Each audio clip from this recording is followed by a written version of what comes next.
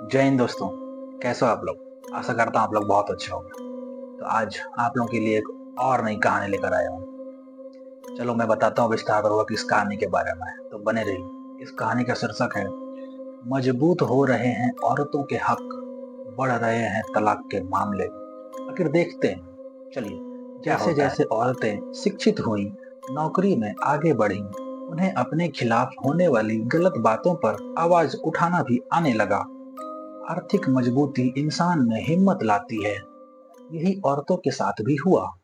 अब पति की मारपीट व गालियां जब बर्दाश्त नहीं होती, तो वे तलाक का रास्ता अपनाने से गुरेज नहीं करती। पति पत्नी के बीच होने वाले झगड़ों के मुकदमे देश भर की अदालतों में तेजी से बढ़ रहे हैं। बीते 3 वर्षों में करीब 3.25 लाख से अधिक मुकदमे अदालतों में दाखिल हुए हैं। तेजी से निबटारे के बावजूद पारिवारिक विवाद के लंबित मामले घट नहीं रहे हैं। अब तो पति पत्नी छोटी छोटी बातों को लेकर भी अदालतों में पहुंचने लगे हैं। वर्ष 2021 में देश की पारिवारिक अदालतों में 4,97,447 मामले घरेलू विवाद के दाखिल हुए थे। वर्ष 2022 में 7,27,585 मामले दाखिल हुए, जबकि 2023 में यह संख्या बढ़कर 8,25,502 हो गई है। दोस्तों, सीधा 2 साल में डबल हो गया है तलाक का मामला। हाल ही में कानून मंत्री अर्जुन राम मेघवाल ने लोकसभा में पारिवारिक विवादों से जुड़े आंकड़े प्रस्तुत किए हैं। इन आंकड़ों के मुताबिक अदालतों द्वारा मुकदमों के अधिक निपटारे के बावजूद लंबित मामले बढ़ रहे हैं, क्योंकि नए मामले अधिक दाखिल हो रहे हैं। इसकी वजह पति पत्नी के बीच अहंकार को बताया जा रहा है। हालांकि यह सिर्फ अहंकार का मामला नहीं है, इसके पीछे कई अन्य वजहें हैं। देश की राजधानी दिल्ली में हर साल 8 से 9 हजार तलाक के मामले आते हैं, जो देश में सबसे ज्यादा हैं। इसके बाद मुंबई और बेंगलुरु है, जहां 4 से 5 हजार तलाक के मामले हर वर्ष दर्ज होते हैं। इस समय भारत में 812 पारिवारिक अदालतें कार्यरत हैं। इनमें 11 लाख से अधिक मामले लंबित हैं। इन मामलों में घरेलू हिंसा, दहेज उत्पीड़न, तलाक, बच्चों की कस्टडी, दाम्पत्य अधिकारों की पुनर्स्थापना, किसी भी व्यक्ति की वैवाहिक स्थिति की घोषणा, वैवाहिक संपत्ति का मामला, गुजारा भत्ता, पति पत्नी में विवाद होने पर बच्चों से मिलने के अधिकार से संबंधित मामले और बच्चों के संरक्षण से जुड़े मामलों की सुनवाई शामिल है। सबसे अधिक दहेज, उत्पीड़न, घरेलू हिंसा और तलाक के मामले दर्ज होते हैं। भले ही भारत में पारिवारिक विवाद के मामले बढ़े हैं, लेकिन अभी भी दुनिया भर में सबसे कम तलाक भारत में होते हैं। भारत में रिश्ते ज्यादा चलने की वजह पितृ सकारात्मक व्यवस्था, औरतों की पुरुषों पर निर्भरता और धार्मिक सांस्कृतिक पहलू जिम्मेदार हैं।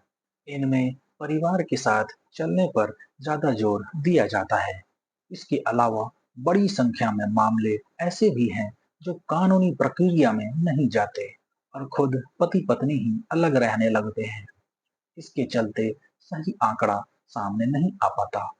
दुनिया भर में तलाक को लेकर शोध करने वाली एक निजी वेबसाइट के अनुसार पूरी दुनिया में तलाक की सबसे कम दर भारत में लगभग 1% है, जबकि सबसे अधिक तलाक मालदीव्स में 5.52% होते हैं।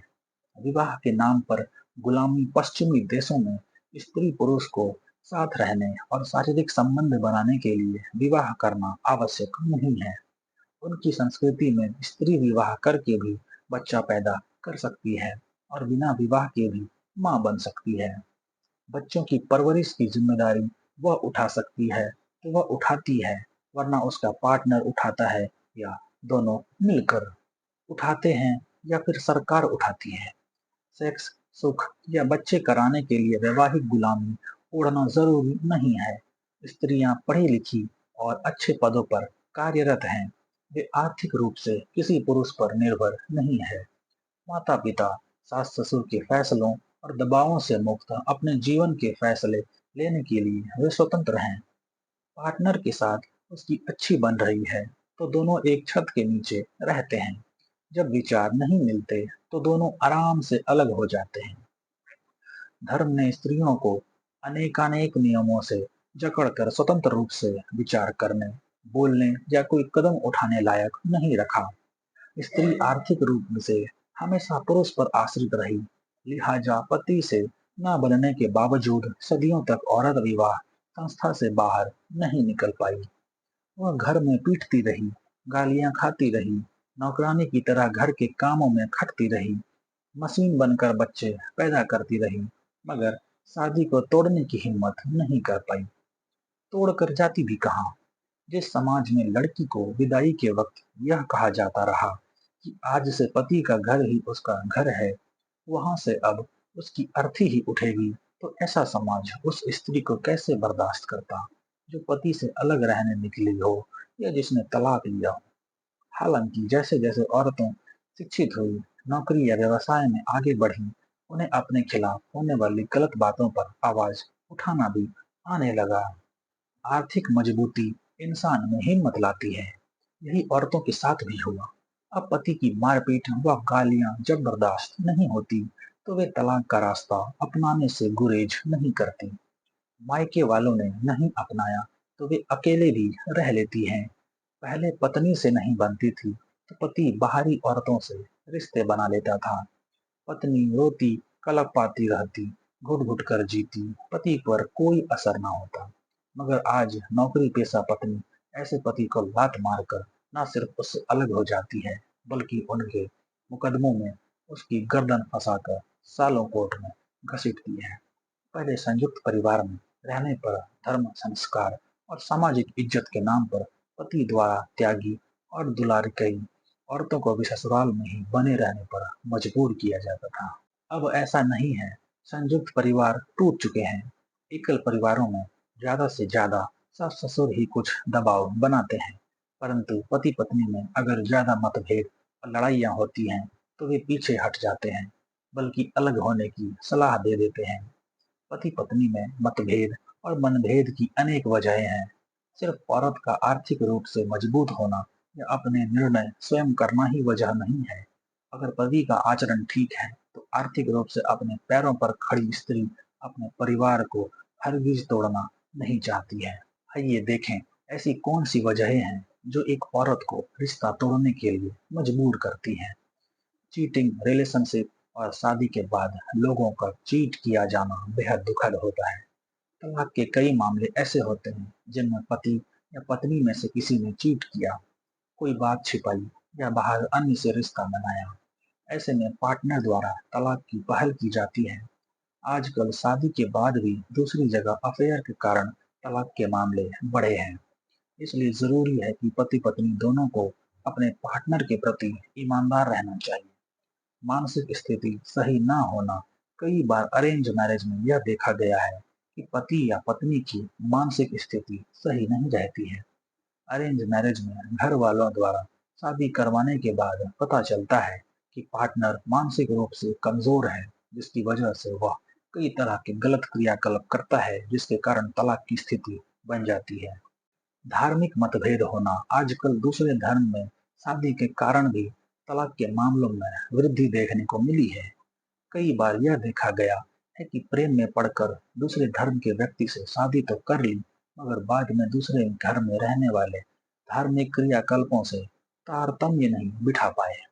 कभी कभी दूसरे धर्म में शादी करने के बाद पार्टनर पर धर्म परिवर्तन का दबाव बनाया जाता है। ऐसे में हमेशा एक दूसरे के धर्म को लेकर बहस बनी रहती है, जिसके कारण आगे चलकर साथ रहना मुश्किल हो जाता है और आखिरकार तलाक की नौबत आ जाती है। मानसिक व्यवहार। शादी के बाद मानसिक व्यवहार बहुत मायने रखता है। कई मामलों में देखा गया है कि पति या पत्नी अपने पार्टनर को लेकर बेहद पॉजिटिव रहते हैं। वह अपनी स्थिति मजबूत रखने के चक्कर में बहू को अपने हुक्म का गुलाम बनाने की कोशिश में लग जाती है। हर काम में उसकी गलतियां निकालती है। कहीं कहीं तो सास का रूखा व्यवहार बहू के लिए बड़ा मानसिक कष्ट बन जाता है। कहीं कहीं सासें बहू बेटे के बीच लड़ाइयां करवा देती हैं। अगर बहू कमाऊ है तो वह सास के ताने उल्हाने बर्दाश्त नहीं करती। अगर उसका पति अपनी माँ की साइड लेता है तो बहू तुरंत उसको न सिर्फ तलाक का नोटिस थमा देती है, बल्कि घरेलू हिंसा और दहेज के मामले में पूरे परिवार को फंसा भी देती है। तो कैसी लगी है दोस्तों? बताना आप लोग ज़रूर कमेंट में अपनी राय। मिलता हूँ अगले कहानी को लेकर। तब तक जय हिंद।